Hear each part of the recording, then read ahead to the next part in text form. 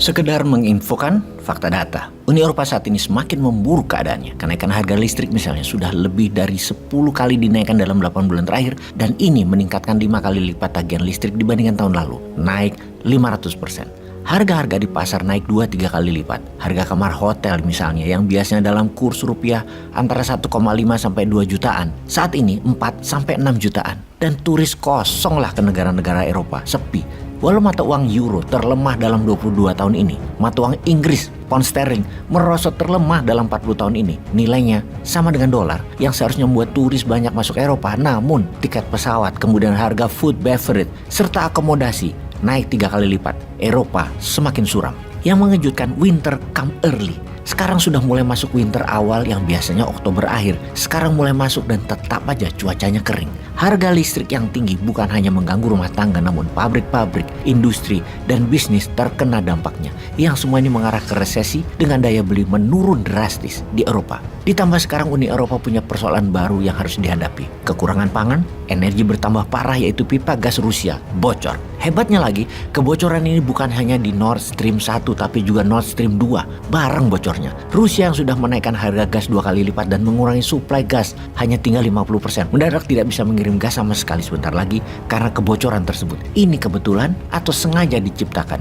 Jerman dan Denmark mengatakan ini sabotase. Benarkah begitu? Rusia membangun 2 jalur pipa Nord Stream 1 berasal dari Vibrock dan Ust-Luga untuk Nord Stream 2 didaratkan ke Greifswald, Jerman melalui jalur pipa dasar laut, Laut Baltik. Beberapa hari yang lalu keduanya mengalami kebocoran bersama-sama secara misterius. Diawali dengan tekanan yang turun drastis mendadak di pipa Nord Stream 1, di mana Swedia yang pertama kali melaporkan ada gelembung udara keluar di Laut Baltik, yang dipastikan kemudian dari bocornya pipa Nord Stream 1 dengan 2 kebocoran di tempat yang berbeda. Kemudian Denmark melaporkan hal yang sama di Nord Stream 2. Nord Stream 2 belum digunakan sepenuhnya karena walau sudah siap, namun perang di Ukraina terjadi dan menghambat operasinya Nord Stream 2. Kita review lagi data lapangan di mana di tahun 2021 terdapat data bahwa 45% negara Uni Eropa dapat gas dari Nord Stream 1 secara negara. Jerman menggunakan gas Nord Stream 1 itu 50% dari kebutuhan nasional Jerman. Prancis 25% gas nasional dan Italia 46% gas nasional diimpor dari Nord Stream 1. Ini sebagai negara pengguna Nord Stream 1.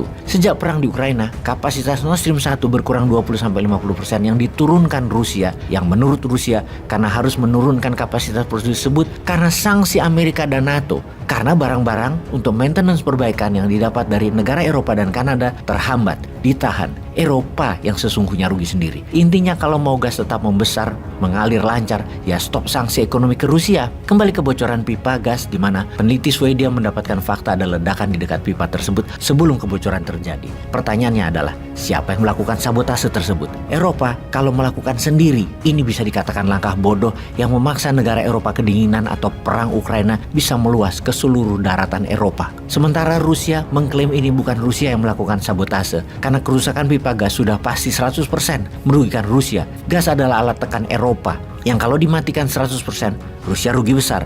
Kalau pipa bagus, negara seperti Hungaria, Bulgaria, Italia sudah mulai ngalah saat ini dan lebih baik dapat gas Rusia. Ini menguntungkan Rusia. Rusia tinggal buka keran ke arah negara yang menyerah tersebut. Strategi Rusia ini terbukti berjalan baik. Namun kalau Nord Stream rusak, bubar Eropanya, juga Rusianya ambiar. Bagaimana kalau kita bertanya kepada pakar intelijen pertahanan yang saya summary-kan dialognya ketika Bosman bertanya? Inilah jawabannya. Kemungkinan besar Amerika dibalik sabotase kebocoran gas di Nord Stream 1. Tujuannya agar tidak ada dualisme dan maju mundur di Uni Eropa dalam melawan Rusia serta mendukung Ukraina. Saya pun memerlukan penjelasan lebih dalam lagi. Bagaimana maksudnya? Biar Eropa murka gitu. Supaya Eropa solid dalam mendukung Ukraina dan melawan Rusia. Selama ini Eropa masih mendua karena masih mempertimbangkan suplai energi dari Rusia. Sekarang sudah nggak bisa lagi. Jadi lebih solid sikapnya untuk tidak bergantung pada Rusia. Untuk memperkuat Abraham Accord, suplai energi Eropa telah diarahkan Amerika agar Eropa beli ke Timur Tengah dan minta Timur Tengah melayani kebutuhan Eropa pakai dolar.